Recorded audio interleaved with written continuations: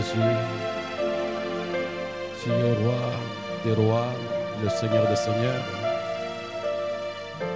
C'est toi qui as livré ta propre vie sur le bois du Calvaire. Tu as versé ton précieux sang pour faire de nous ton héritage et ta propriété. Ce soir, nous te disons merci. Nous t'apprécions, Dieu suprême.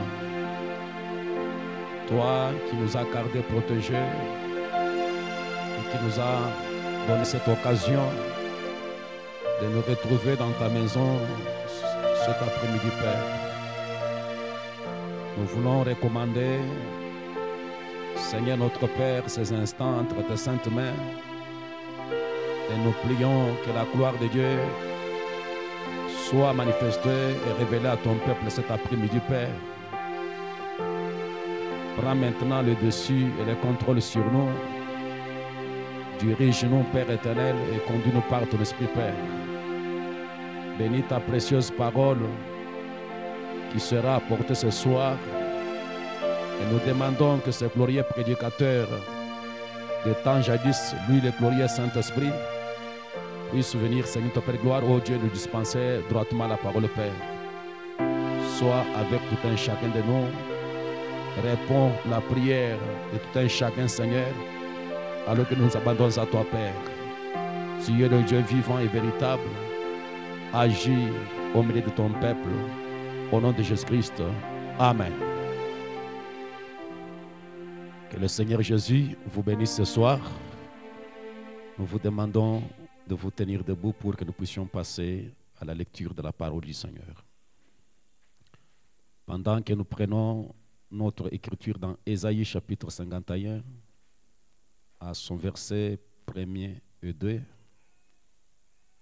il est dit ceci: écoutez-moi, vous qui poursuivez la justice, qui cherchez l'Éternel. Portez le regard sur les rochers d'où vous avez été taillés, sur les crêts de la fosse d'où vous avez été tués. Portez le regard sur Abraham, votre père, et sur Sarah qui vous a enfanté, car lui seul, je l'ai appelé, je l'ai béni et multiplié. Que Dieu bénisse la lecture de sa parole. Et pour quelque temps où nous voulons rentrer dans la prière cet après-midi, toujours dans la même idée où nous devions en train de parler pour amener l'arche de l'Éternel à sa place, c'est que nous avons essayé de faire voir à notre auditoire et que nous devons faire les choses et approcher les choses de la manière de Dieu. Et quand Dieu recommande, Dieu donne les instructions, Dieu dit quelque chose, nous devons le faire correctement, et cela pour parvenir à certaines réalités. Nous avons vu que dans la Bible,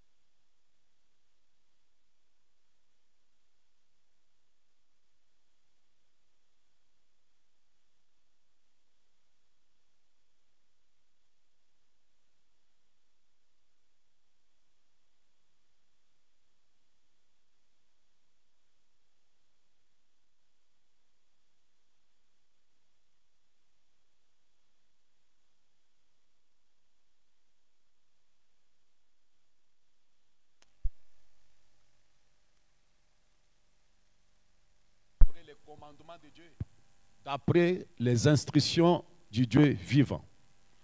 Et quand le sacrificateur portait réellement cette alliance ou cette arche sur leurs épaules, ils devaient sentir le poids, le fardeau de cela.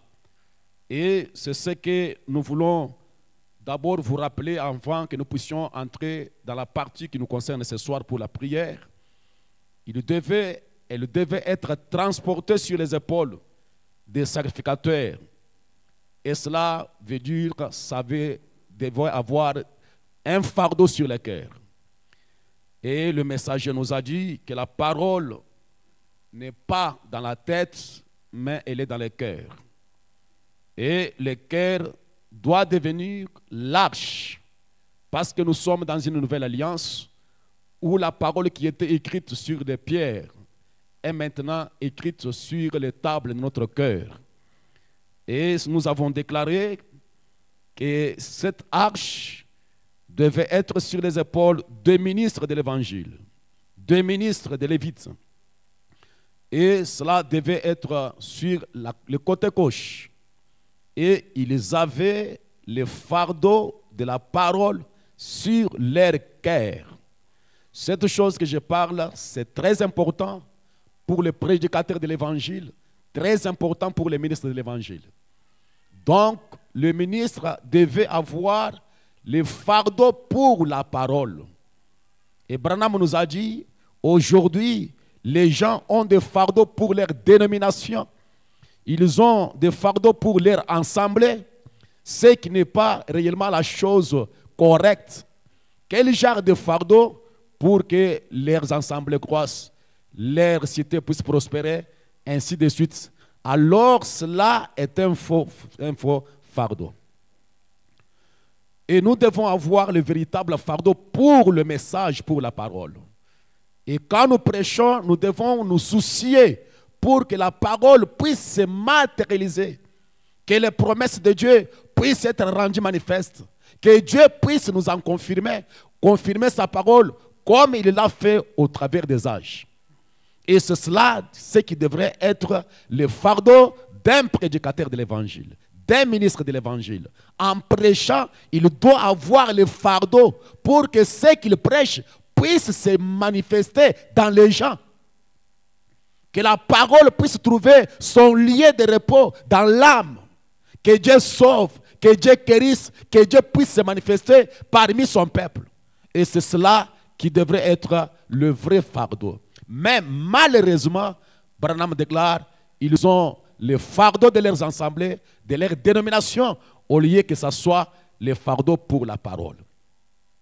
Et le messager dit, dans le message, la marque de Christ, qu'on a perdu le fardeau pour les perdus. On a perdu réellement ce fardeau pour amener les âmes à être sauvées aujourd'hui. Et nous tombons en faisant des prosélytismes, en cherchant de tirer le membre d'une église à une autre pour que notre assemblée puisse émerger, pour que notre église, organisation puisse émerger. Mais on n'a pas le souci d'apporter le salut dans les gens. Et c'est ce qu'il déclare au paragraphe 37. Il dit, on n'a plus de fardeau pour les perdus. On les laisse aller dans tous les sens pourvu qu'on puisse faire un petit peu de prosélytisme pour permettre à notre cause d'émerger. Donc, j'aimerais d'abord que vous puissiez voir, nous sommes dans un temps où des pasteurs, des prédicateurs n'ont plus encore les soucis pour le salut des âmes. Mais ils sont là pour essayer, pour que leur cause, leurs intérêts, leurs profits puissent émerger, leurs assemblées puissent émerger. Arranger notre dénomination pour qu'elle soit la plus grande. Et pour qu'on ait plus de gens dans l'église, alors on est satisfait. Frère, Branham déclare, ça c'est de la bonne huile de ricin, à l'ancienne mode. Mais ça vous soigne. C'est juste amen. J'espère que vous saisissez cela. J'aimerais que vous puissiez comprendre que ces choses qui semblent être tranchantes et dire, ce n'est pas des choses montées dans mon esprit. C'est j'essaye de pouvoir vous montrer la vision qu'avaient les messagers et les constats que Branham a fait dans cet âge. Dans cet âge, les gens ont perdu le vrai fardeau qu'on devait porter. Juste pour que notre organisation, pour que je devienne l'ancien principal l'année prochaine. Et peut-être que je serai un responsable de district ou quelque chose de ce genre. Et frère Branham déclare, ce n'est plus que cela qui préoccupe tous les prédicateurs. C'est ça la préoccupation que les prédicateurs ont. Si je peux devenir vraiment donc responsable de district. Et vous comprenez le langage du message, je pense. Ce ne sont pas les districts de la mairie, ce sont les églises. Si je peux devenir responsable de cette église, si je peux avoir donc quelque chose, si je peux être... Bon, vous voyez que le souci n'est pas d'apporter le salut, mais d'être responsable des districts quelque part. Oh, frère Branham déclare, allons-y. Prédicateurs, nous allons leur en parler, c'est juste. On se vante et tout le reste, alors que nous devrions être à genoux, soupirant à cause des péchés et des abominations et des actes honteux qui sont commis dans la ville. Le péché devait tourmenter nos cœurs. Le salut des âmes devait nous tourmenter. Mais aujourd'hui, il semble qu'on n'a pas ce fardeau. Le fardeau que nous avons, c'est pour notre église. Le fardeau que nous avons, c'est pour nos assemblées. Avoir beaucoup de gens dans l'église. C'est ça la préoccupation des gens. Béni soit le nom du Seigneur. Et aujourd'hui, le prédicateur ne se demande pas, depuis que je suis prédicateur, combien d'âmes j'ai déjà gagné à Christ. Depuis que je suis pasteur, combien sont entrés dans le corps mystique. Parce qu'il est question de déplacer l'arche de la cité de David vers le temple. Béni soit le nom du Seigneur. Et nous avons déclaré que quand l'arche est entrée dans la cité de David, dans sa propre maison, dans son organisation, on n'a pas les effets bénéfiques de l'arche dans la cité de David. La seule chose qu'on peut se souvenir, c'est une malédiction attrapée par la fille de Saïl. Elle s'est moquée de David, comme dans l'arche de l'Éternel, entrée dans la cité de David. Michal, qui était la fille de Saïl, qui était mariée à David, elle s'est moquée de David. Elle l'a méprisé. Et à cause de cela, elle a été frappée de la stérilité. C'est le seul événement que l'arche a fait dans la cité de David. Là où c'était pour la gloire. Et nous avons déclaré que l'arche n'avait pas place dans la cité de David. L'arche était destinée pour aller à Jérusalem. Et Jérusalem, si vous lisez dans Psaume chapitre 46 et 48, Jérusalem est appelée la grande ville ou la ville du grand roi. C'est ça la demeure du Tout-Puissant. C'est l'endroit où Dieu avait choisi de demeurer. Béni soit le nom du Seigneur Jésus. Donc, nous devons nous débarrasser des mauvais fardeaux. Et il y a beaucoup de mauvais fardeaux sur lesquels aujourd'hui. Combien les gens adhèrent à des églises, à des assemblées. Pour eux, être membre de l'église, ça suffit. Ils sont satisfaits du fait qu'ils fréquentent les églises. Et pourtant, le vrai croyant dans cette ère doit avoir un autre fardeau que de venir à l'église. On devait chercher si on a des relations avec Dieu. On devait connaître, savoir si Dieu nous a pardonné. On devait être soucié de la destination de son âme. Chacun devait se demander, où irai-je après cette vie?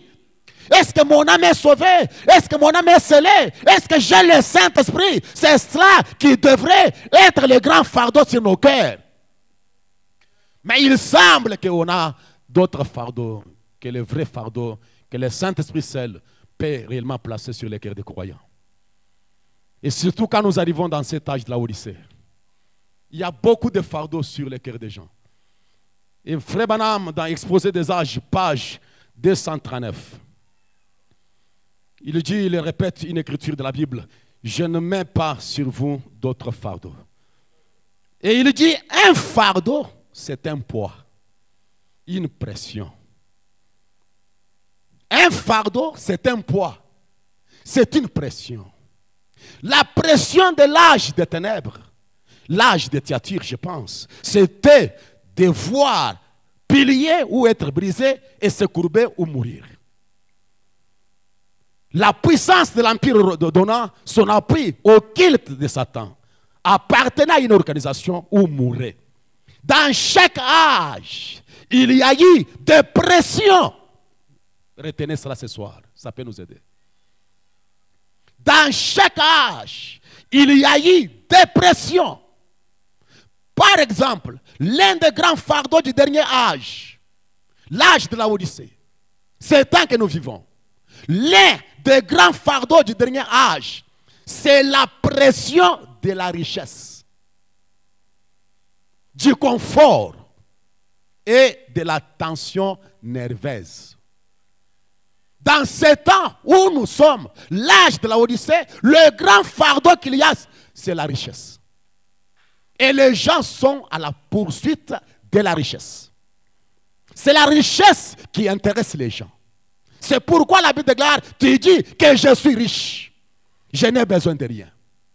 Cet âge de la Odyssée, les gens ne sont pas préoccupés pour le salut, pour la parole. Et le prédicateur, et les membres de l'église, et les croyants, tous sont derrière l'argent, la richesse. Tout le monde est en train de chercher le confort. Mais ils ne voient pas que ça n'est fait d'elle. Le temps de la fin est arrivé. Mais pendant ces moments où la Odyssée est dans cette condition-là, à la recherche de l'argent, de la popularité, Abraham déclare, ce fardeau de l'argent est un fardeau satanique et diabolique. Et vous allez sentir, même dans les prédications, on est en train de chercher la popularité et l'argent. Même dans les choses de Dieu, tout est devenu le problème d'argent. On vient à l'église, c'est le problème d'argent. La richesse, le réconfort. Et nos pauvres âmes sont en train de rester là, sans une position meilleure devant Dieu. Oh Dieu! À cause de ces prédicateurs, à cause de ces fardeaux, de l'argent et de la richesse dans cette année Odyssée. Et le fardeau qu'on devait avoir, le gémissement qu'on devait avoir devant Dieu, chercher sa face, chercher la communion avec Dieu, chercher des relations intimes, ça semble disparaître. Mais Dieu vient avec un message pour placer un certain fardeau sur les gens. L'épouse n'est pas dans la Odyssée. La Odyssée, c'est une condition. La Odyssée, c'est un âge. La Odyssée, c'est une puissance. La Odyssée, c'est une influence. Mais l'épouse du Seigneur sort de la Odyssée. Elle sort de ce système où les gens ont le fardeau de richesse. L'épouse est en train de chercher, ayant un fardeau pour être en règle avec son époux et participer à l'enlèvement. Pour rencontrer le Seigneur dans les airs. C'est cela le plus grand poids que nous devons avoir sur notre cœur. Si Jésus vient aujourd'hui, si l'enlèvement arrive aujourd'hui, j'irai ou je n'irai pas. Est-ce que toutes les années que j'ai fait en fréquentant le tabernacle seraient perdues? Oh, mes amis. Et le Saint-Esprit place une pression sur le cœur des croyants. Et la pression du Saint-Esprit n'est pas matérielle. La pression du Saint-Esprit est liée au surnaturel. Elle est liée à sa communion avec lui. Et ce soir, ma prière est que moi et vous puissions nous débarrasser de ce fardeau de la Odyssée. Béni soit le nom du Seigneur.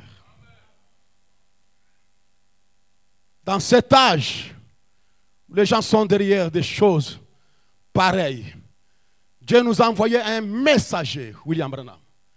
Il a dit que j'ai consacré ma vie pendant 31 ans pour ramener la parole dans l'église. Et c'était ça le fardeau qu'avait William Branham.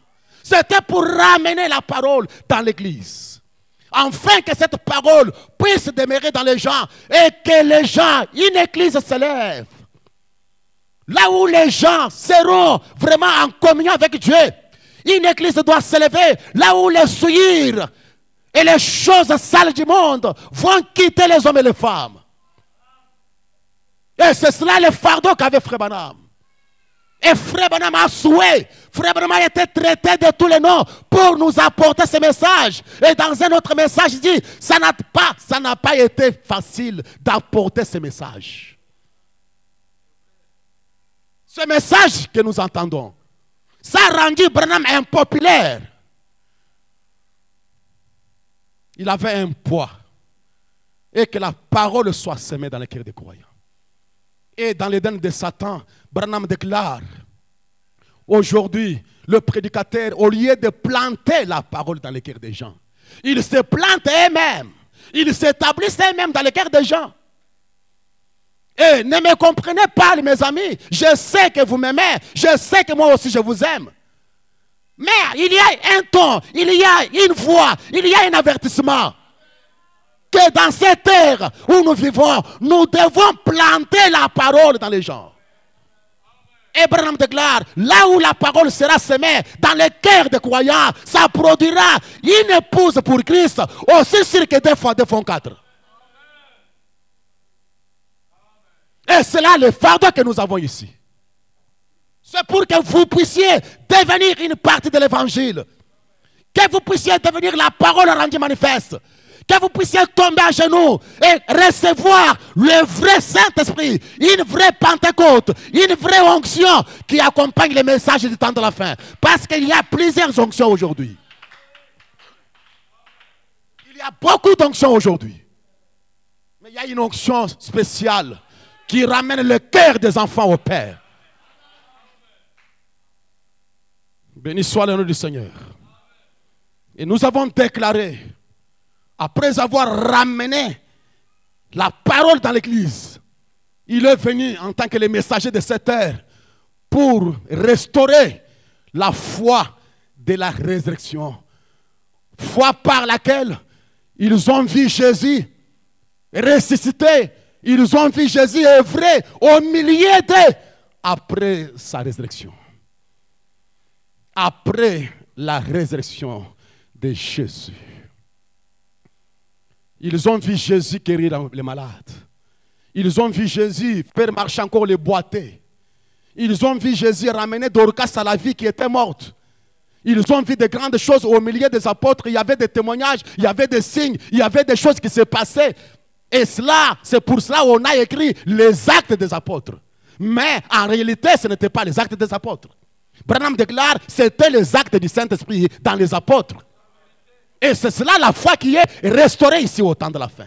Et c'est cela la foi que nous devons avoir. La foi est restaurée. La foi de la résurrection.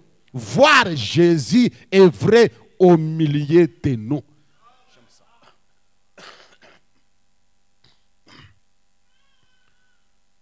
De petites miettes que nous avons vues à cet endroit. Pas seulement les réunions passées. Il y a des petites miettes qui sont en train de tomber par-ci, par-là, de la puissance de guérison de Dieu. Mais le vrai croyant n'est pas satisfait de ça. Je me souviens, il n'y a pas longtemps, un frère était parti quelque part. Il a tenu un service de délivrance dans une maison. Et dans ces expériences-là, il a rencontré un peu de puissance maléfique. Et il y a eu des retours sur son corps. Il m'a téléphoné qu'il y avait des choses qu'il sentait au niveau de ses jambes, ainsi de suite. Et depuis qu'il avait tenu ce service-là, c'était un ministre de l'Évangile, et il en souffrait, il avait des puissances dans son corps. Et nous nous sommes agenouillés dans mon bureau ici, et j'ai prié pour lui. Pendant que je priais pour lui, il dit que je sentais comment cette puissance était en train de sortir. Dieu reste Dieu. Mais ce que nous voulons voir est que si nous tous, nous saisissons la vraie vision de la parole. Parce que le souci que j'ai dans mon cœur est que les gens puissent faire la différence entre les tabernacles et les messages. Que les gens comprennent que le message d'Abraham est apporté pour quel but? Le message de Branham est venu faire quoi? Quel est le sommet du message? Nous devons aller où avec le message? Le message doit nous amener où? Et si tel n'est pas le cas, nous ne serons pas différents des pentecôtistes. Béni soit le nom du Seigneur Jésus. Et c'est ce que nous cherchons. La foi de la résurrection. Si Jésus est ressuscité, il est où? Il fait quoi? J'aimerais que vous puissiez lire dans le livre des Galates. Je pense aux Corinthiens. Des Corinthiens, je pense, où Paul est en train de dire que quand il est ressuscité, il est à Paris à tel, il est à Paris à tel, il est à Paris à tel. Il dit, après être à Paris, il m'est aussi à Paris, à moi, comme un avorton. Donc c'est la preuve que Jésus était ressuscité. Il est à Paris à Marie de Magdala. Il est ressuscité, il est à Paris à Cépha qui était Pierre. Il est à Paris à 500 personnes, il est à Paris à cela. Les gens pouvaient dire qu'il est ressuscité. Mais il dit, après avoir à Paris, à eux tous, il met aussi à Paris. Et j'aimerais que vous puissiez être ajouté dans cette liste là-bas. Pour voir Jésus. Quand il écrit dans le livre des Actes, il dit, Théophile, la mort de Jésus ne l'a pas arrêté. Jésus est vivant. Et ça ne doit pas être des slogans. Ça doit être une manifestation de sa présence. La confirmation de sa résurrection. La preuve de sa résurrection. Jésus doit être le même. Il doit sauver. Il doit guérir. Il doit remplir les gens du Saint-Esprit. Il doit nous confirmer sa parole. C'est cela la foi que les chrétiens doivent chercher aujourd'hui. Comme j'ai dit, ce n'est pas pour décourager les prédicateurs et les hommes de Dieu. J'aimerais réveiller leur conscience que prêcher, ce n'est pas lire des citations. Nous sommes censés affronter la réalité de cette parole. Jésus n'a pas dit allez construire des églises. Il a dit allez démontrer ma puissance. Prêcher l'évangile. Amener la parole de Dieu à la manifestation. Que Dieu nous aide. Et quand la parole est restaurée, dans Exposé, page 354, Branham déclare, il y a aussi un fait, un autre fait. C'est que les prophètes du dernier âge doivent apporter un message de Dieu. Un message qui précédera la seconde venue du Seigneur. Car c'est ce message qui ramènera le cœur des enfants au Père de la Pentecôte. Et la restauration de la parole sera accompagnée du rétablissement de la puissance. Branham n'a pas seulement prêché la parole. Il n'a pas seulement prêché l'évangile. Il n'a pas seulement dit aux gens de rentrer au baptême du Saint-Esprit, au baptême au nom de Jésus, non. Mais après la prédication de Branham, la puissance s'est manifestée. Parce que nous sommes dans l'âge où Joël a dit, je vous enverrai la pluie de la première saison et de l'arrière-saison. L'enseignement et la puissance de Dieu qui doivent se manifester ensemble, au même moment. Et si nous croyons le message de Branham, c'est une restauration de la parole. Pas seulement la parole, mais le rétablissement de la puissance de Dieu. Où est cette puissance dans nos églises? La puissance qui enflamme le cœur. La puissance qui change la vie des hommes et des femmes. Où est-elle aujourd'hui? Béni soit le nom du Seigneur.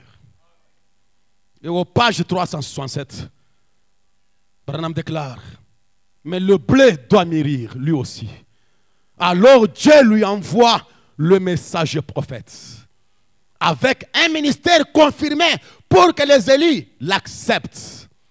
Ils l'écouteront comme l'église primitive a écouté Paul. Et cette vigne mûrira dans la parole jusqu'à devenir une épouse parole. Je ne sais pas si le langage du message vous appréciez cela. La vigne, c'est l'épouse du Seigneur. C'est l'église du Seigneur, l'épouse. Cette vigne, cette église doit mûrir dans la parole. Mûrir où? Dans la parole. Pour devenir une épouse, hein, parole. Parce que le fardeau que nous avons est que la parole soit transmise aux croyants. Et quand les gens recevront cette pure parole, la parole se transforme dans des gens et les gens deviendront la parole. Et c'est cela le royaume de Dieu qui est planté dans le cœur des croyants. Car le royaume de Dieu, c'est la parole transformée en puissance. C'est cela le désir que nous avons. C'est le plus grand souci que nous avons, mes amis. Si tel n'est pas le cas, nous ne savons pas pourquoi nous existons et nous allons le voir. Oui. Jusqu'à devenir une épouse parole. Cette épouse parole dans laquelle se trouveront les œuvres puissantes qui accompagnent toujours la parole et la foi pure. Il y a des œuvres puissantes qui accompagnent la parole et la foi pure. Vous ne pouvez pas croire la parole pure, avoir la foi pure, sans que les œuvres puissantes vous accompagnent. Ça, je dis non. Ça, je dis non. Et je refuse ce soir, c'est non. La foi pure et la parole pure sont accompagnées par des œuvres de puissance. Alléluia. C'est là que nous voulons amener les gens.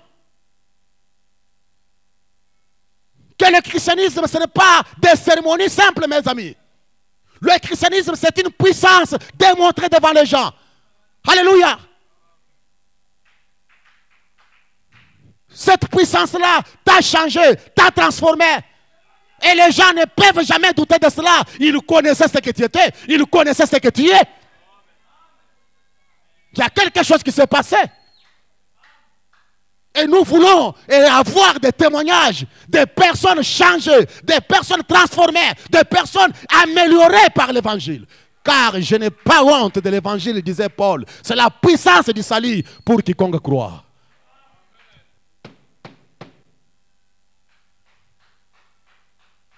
Et tout cela, parce que nous devons prêter attention au Dieu. Nous devons regarder les rochers sur lesquels nous avons été taillés. C'est ce que Ésaïe 51 déclare. Écoutez-moi, vous qui poursuivez la justice.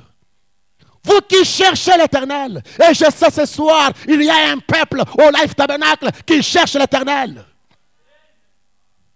Ésaïe s'écrit en disant, portez le regard sur les rochers d'où vous avez été taillés. Et regardez les rochers d'où vous avez été taillés. Sur les grès de la fosse d'où vous avez été tirés. Portez le regard sur Abraham. Et je demande ce soir que les enfants de William Branham puissent porter le regard sur Abraham. C'est lui Abraham d'aujourd'hui. C'est lui qui porte les HAM. Nous devons braquer les yeux sur le ministère de Branham. Nous devons braquer les yeux sur William Branham. Comment il a vécu, comment il a prêché, quel Dieu il a témoigné. Quel genre de Dieu Branham a prêché? Un Dieu mort? Un Dieu historique? Non. Nous devons regarder à lui. Parce qu'il est notre Père de la foi. Et quand nous regardons dans la vie de Branham, une vie pleine de surnaturel. De la naissance jusqu'à la tombe. N'est surnaturel. Et il est un grand maître. Dans le monde des esprits, un grand homme. Depuis que le monde est monde. Le monde n'a jamais reçu un messager comme William Branham. Et il est un maître dans le monde des esprits. Et nous sommes censés être les adeptes de Branham. Mais j'ai toujours dit, en regardant ma condition, si on me dit, voilà l'adepte de Branham, on s'attend quoi?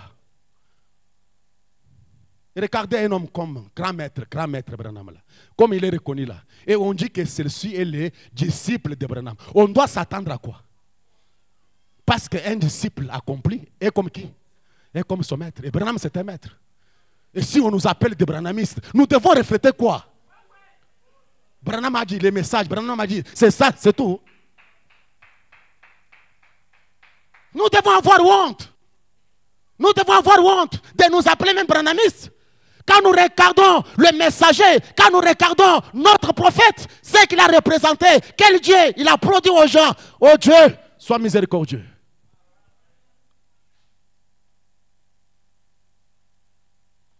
Qu'est-ce qui est arrivé, mes amis? Branham déclare, nous vivons dans un âge de la Odyssée. Permettez-moi, mes amis. Je sais que vous me connaissez et vous connaissez ce que je suis. Rien n'est caché. Mais il doit y avoir, je suis en train d'aspirer à certaines choses, certaines expériences, certains témoignages plus profonds que ce que nous sommes en train de voir maintenant. Oui, l'exemplaire. Mais Branham déclare dans un vrai signe perçu de vie, il dit que pleurer, ce n'est pas seulement le Saint-Esprit qui fait pleurer les gens. Parce que si on annonce à quelqu'un ce soir que votre maman est morte ou n'importe qui, une personne chère est morte, là, avant qu'il parte ici, il va commencer à pleurer. Est-ce que c'est le Saint-Esprit qui lui fait pleurer? Si on t'annonce ce soir que tel a connu l'accident, ici sur Tinel ici, et vous maîtrisez cette personne-là, vous allez commencer à pleurer maintenant même. Est-ce que les femmes ne pleurent pas la maternité? Est-ce le Saint-Esprit qui les fait pleurer? Et pourtant, nous croyons que le Saint-Esprit fait pleurer les gens. Mais ce n'est pas ça la preuve. Qu'est-ce qui est vraiment déclaré? Les gens crient. Mais il dit que je suis allé au match de football, baseball. J'ai vu les gens crier dans des stades de football. J'ai vu les singes crier dans les jungles, dans la forêt. Et ce n'est pas tout ça. Et nous ne pouvons pas nous rassembler juste aux choses superficielles et penser que nous avons la chose. Non. Les singes sautent dans la rue, dans les forêts. Il y a des réjouissances dans des matchs de football. Même dans des réunions médium, il y a des sensations, il y a des émotions. Mais qu'est-ce que nous voulons faire pénétrer aux gens? Et que la parole doit devenir chère. La parole doit s'incarner et se manifester dans la puissance de la résurrection. Il dit que je vis au match de baseball, les gens devenir très heureux, qu'ils bécaillaient tout le reste. Il dit, ne médite pas le contraire. Nous avons besoin d'un réveil du salut. Mes amis, si les gens deviennent sincères, j'ai vu un prédicateur devenir sincère. Il manifeste les dons dans l'église. Mais il dit qu'il semble que toutes ces années ici, vu le comportement des gens, Dieu les guérit, Dieu fait ceci et cela, exauce la prière. Mais il semble que les gens ne sont pas sauvés. Et je dis que les dons spirituels, ce n'est pas seulement ça. Nous devons aller plus que ça. Nous avons besoin du salut de l'âme. Et le salut de l'âme amène la parole de Dieu à se faire chair dans le cœur des croyants. C'est une preuve infaillible du christianisme.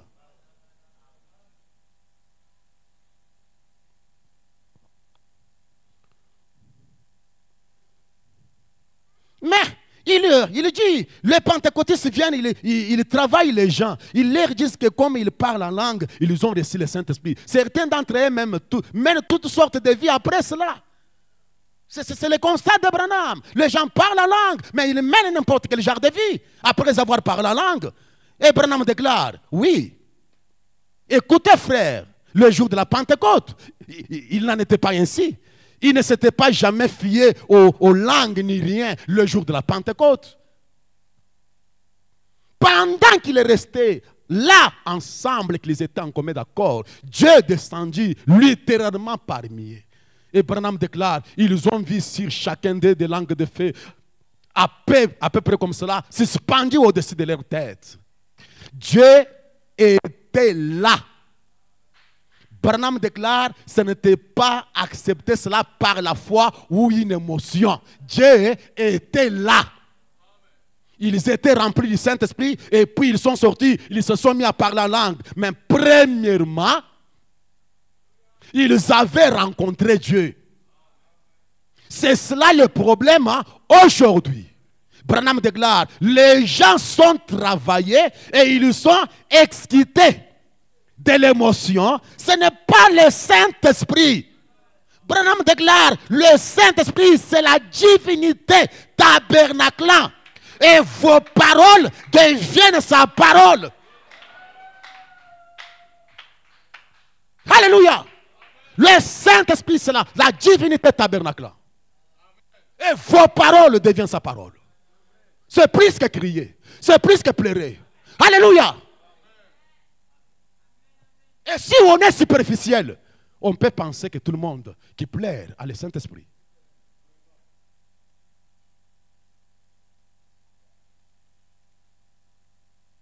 Oui, mes amis.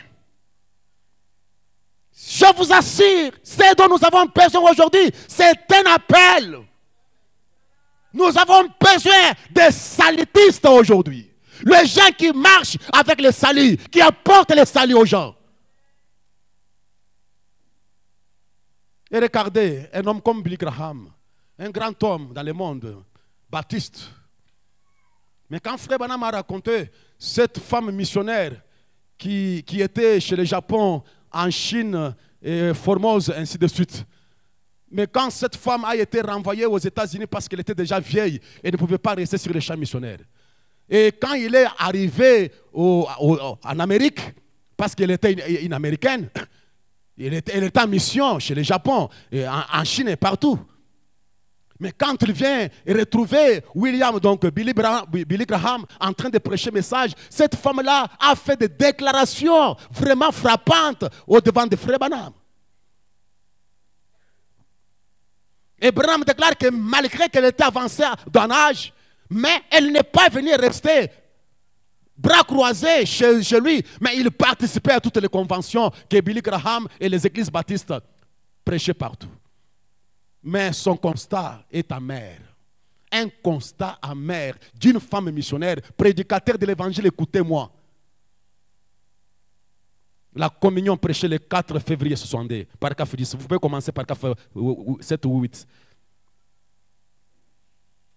Frère Branham déclare, après que vous avez dépassé 70 ans, vous ne pouvez plus encore aller dans les champs missionnaires, c'est ce qu'on lui avait dit. On l'a renvoyée.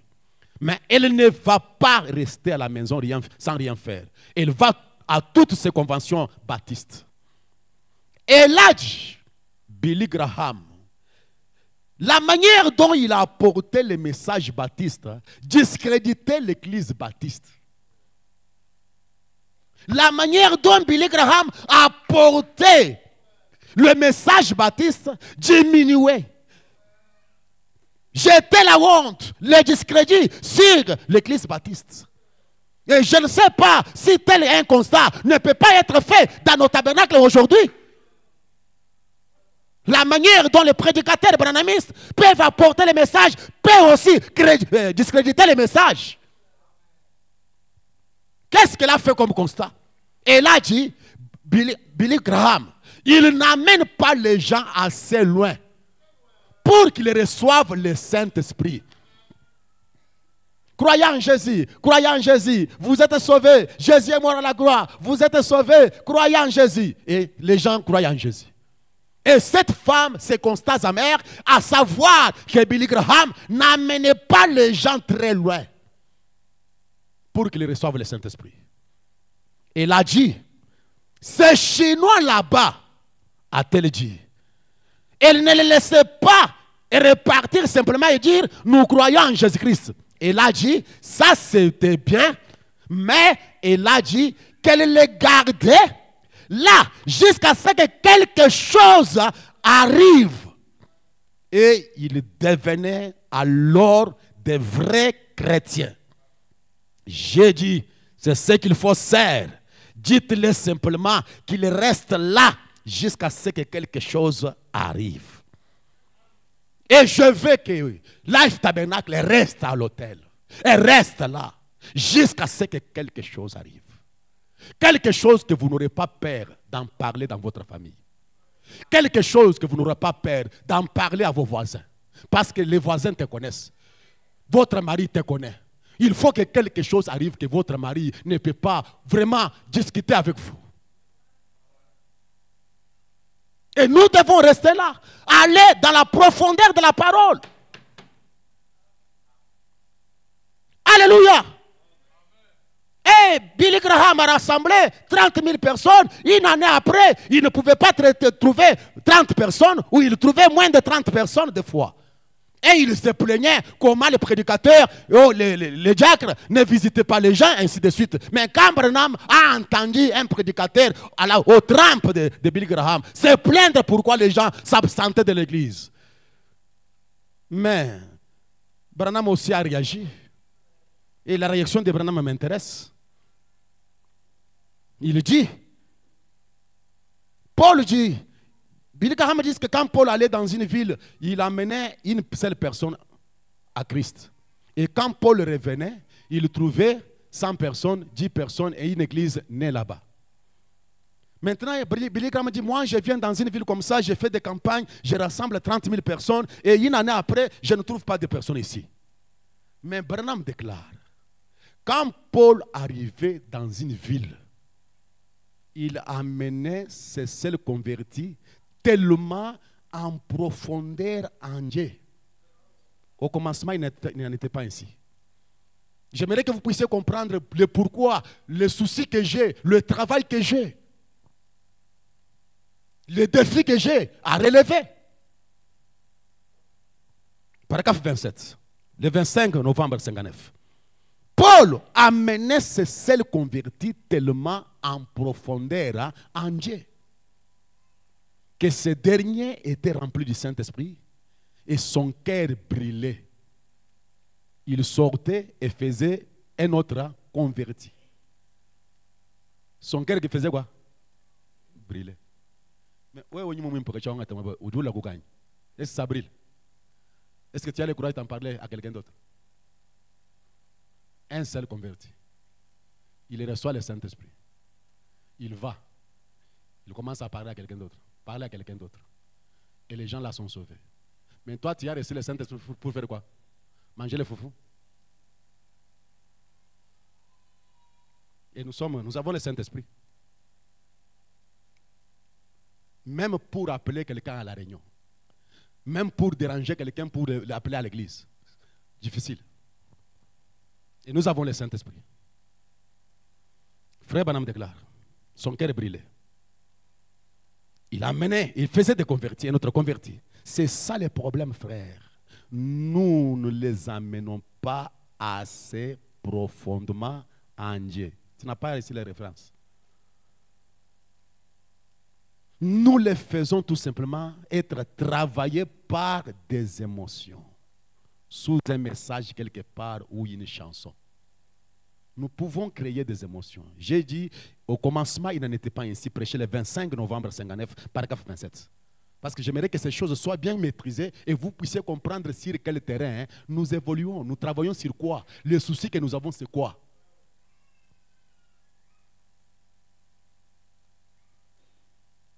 Nous ne les faisons pas tout simplement. Il dit, nous les laissons tout simplement être travaillés par des émotions. Sous un message quelque part ou une chanson.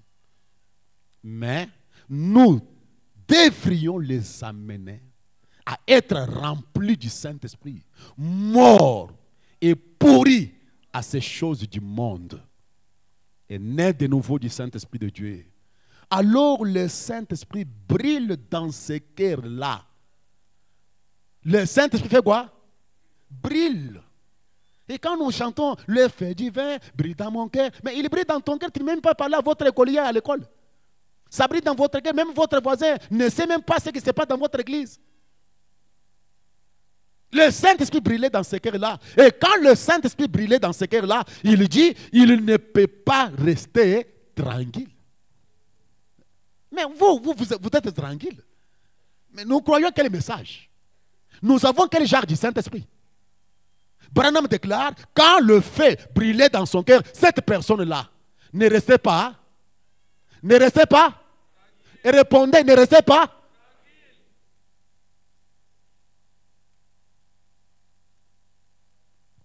Il doit se mettre en action et faire quelque chose. Dieu est partout en lui, tout autour de lui, tout en lui. Je répète, Dieu est partout en lui, tout autour de lui, tout en lui. Tout son objectif, c'est Dieu. amener quelqu'un à être sauvé. Élie, tu es avec moi? Amener quelqu'un à être sauvé. Tant que Christ est dans le cœur, il fera chaque fois les œuvres du Père. Et les œuvres du Père et la volonté du Père, c'était de sauver les gens. Les œuvres du Père et la volonté du Père, c'est sauver les gens. Et ça, c'est une preuve incontestable que quelqu'un a reçu le Saint-Esprit et s'abrite là dans son cœur. J'ai besoin de vos amens maintenant.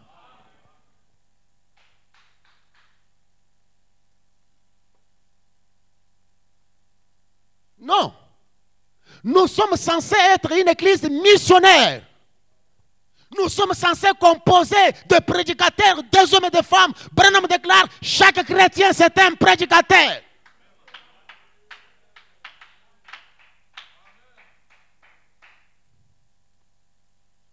Et ce soir, quand Samson a vu réellement sa condition et rétrograde, après avoir trahi l'Éternel son Dieu, et quand il a vu la situation dans laquelle il traversait, la seule chose que Samson pouvait crier à Dieu, laissez-moi mourir avec les Philistins. Comme j'ai déjà trahi ta parole, comme j'ai jeté la honte sur le message, comme je suis dans cette condition rétrograde, la seule chose qui me reste, c'est de mourir avec mes ennemis. Et il a eu cette repentance sincère dans son cœur. Et Branham déclare, repentez-vous, criez à haute voix, Seigneur Dieu, encore une fois. Permettez-moi de vous dire quelque chose. Branham déclare, vous feriez mieux de détruire votre ennemi avant que votre ennemi ne vous détruise. Ce soir, soyons déterminés à détruire nos ennemis. Et je vous déclare, il y a un ennemi, c'est l'apostasie. L'apostasie, c'est un ennemi. Il nous rend tièdes, il nous rend formalistes, il nous rend réellement superficiels. C'est un ennemi. Et soyons déterminés ce soir de mourir à l'autel avec nos ennemis. Ne laissez pas votre ennemi étant vivant, que ce soit les mensonges, que ce soit les laisser-aller, que ce soit cette langue-là facile à parler à mal des gens. Laissez cet ennemi-là mourir, détruisez cela. Branham déclare, quittez-la et retournez à la parole du Seigneur. Éloignez-vous du spectacle Hollywood et revenez tout dans votre cœur à la parole de Dieu. Et revenez à la puissance du Saint-Esprit. Vous femmes, habillez-vous comme les hommes. Vous les hommes, agissez. Vous femmes, habillez-vous comme des femmes. Vous les hommes, agissez comme des hommes, comme des filles et des filles de Dieu. Que Dieu nous vienne en aide pour avoir une véritable repentance. Quelque chose qui vient avec conviction. Vous ne pouvez pas y parvenir seul. C'est la chose dont j'ai besoin. Que je meure, que je détruise mon ennemi avant que l'ennemi puisse me détruire. Ça peut être la paresse, ça peut être la fatigue, ça peut être les doutes. Je dois détruire mon ennemi ce soir. Accorde, Seigneur. Si on ne connaît pas le pourquoi je vis, si je ne connais pas le pourquoi de ma présence sur cette terre, et si une église comme Life Tabernacle portant le nom de Life Tabernacle ne représente pas le Life Tabernacle, il y a quelque chose qui ne va pas.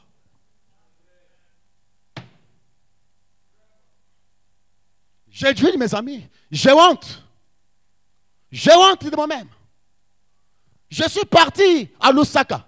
J'ai prêché dans une église. Et dans peu de temps que nous sommes restés là-bas, l'église était en feu. Et un frère est venu me dire, j'envie votre église. Il n'a jamais vu Life Tabernacle. Mais comme il a prêché dans quelques jours ici, quand nous sommes restés avec vous, j'envie votre église.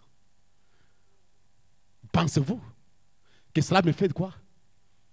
Branham va à l'étranger disant que le réveil est en Amérique. Il rentre aux États-Unis, le réveil est en train de mourir. C'est quelle honte!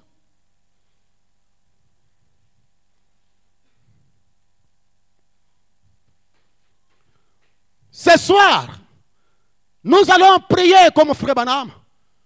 Nous allons entrer dans l'esprit de cette prière. Et cette prière est faite dans un message intitulé Jéhovah Jireh, prêché le 9 février 1961. Parce que je ne sais pas pourquoi. Si nous venons ici pour faire le théâtre, ah non, non. Nous sommes au paragraphe 36, je pense, 86. Je prends une partie de la prière de Frère Branham. Et moi et vous, soyons tous dans cette prière là-bas. Quelque chose peut nous arriver. Si nous devenons sincères ce soir. En train de prier, il dit, Seigneur Jésus. Mettons-nous debout, mes amis.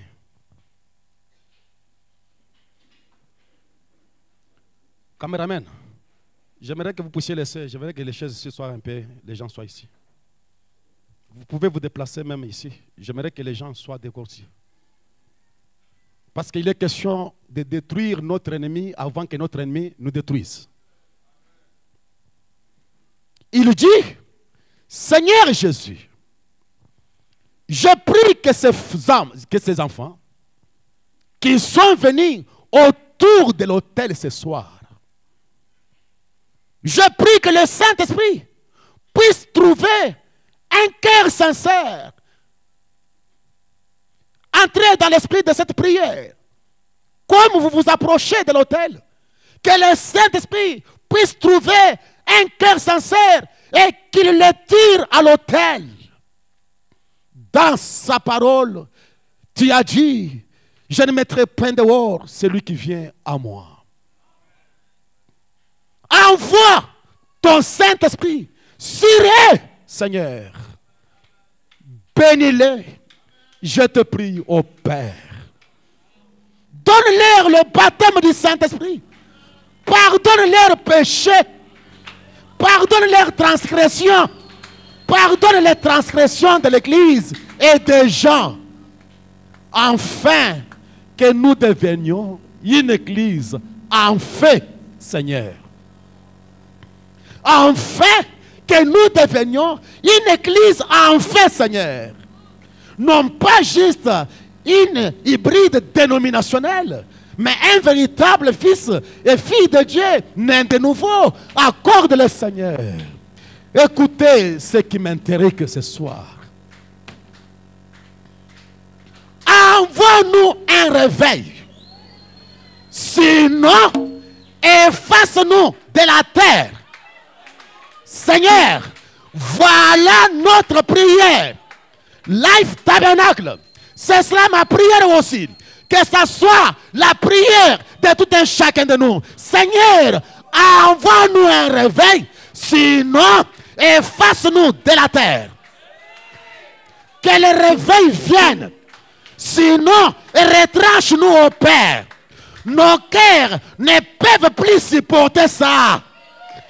Nos cœurs ne supportent pas une religion froide. Nos cœurs ne supportent pas le christianisme de non. Nos cœurs ne supportent pas une église sans réveil. Oh Dieu, envoie-nous un réveil. Ou sinon, efface Life Tabernacle de la terre. Le cri de mon âme s'élève vers toi. Elle te réclame, Jésus, comme ton roi. Ton joug est facile, ton fardeau léger. Sur mon cœur docile règne au belge. Envoie-nous le réveil, Seigneur. Envoie-nous le réveil. Nos cœurs ne peuvent plus supporter. Adorer sans réveil. Alléluia. Que chacun de nous puisse parler au Seigneur. Que chacun de nous puisse chercher le réveil. Que chacun de nous puisse réclamer le réveil. Accorde au Seigneur.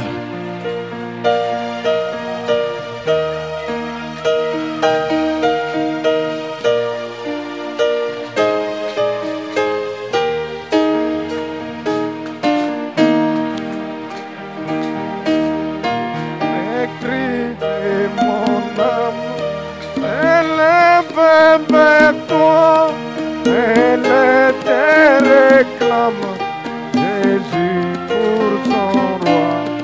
Ton jour est facile, ton fardeau léger, sur mon cœur docile, règne au bon.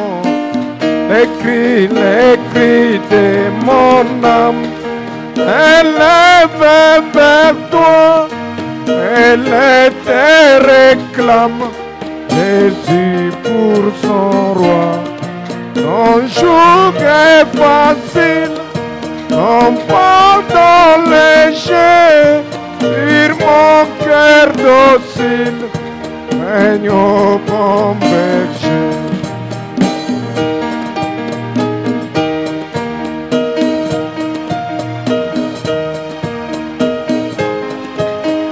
Jésus soit mon guide.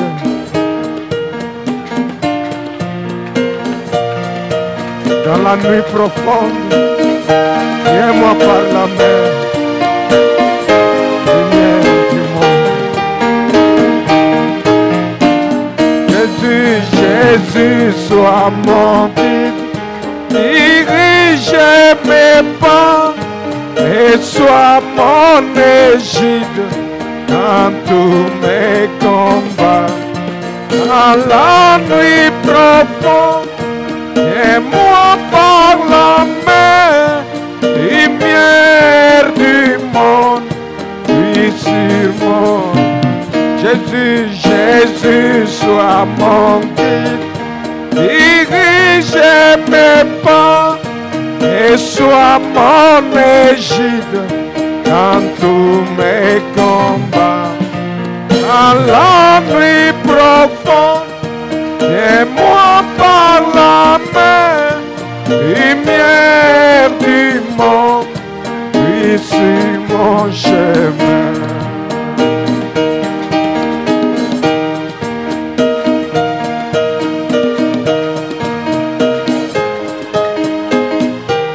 Source de l'eau vive, main venue du ciel,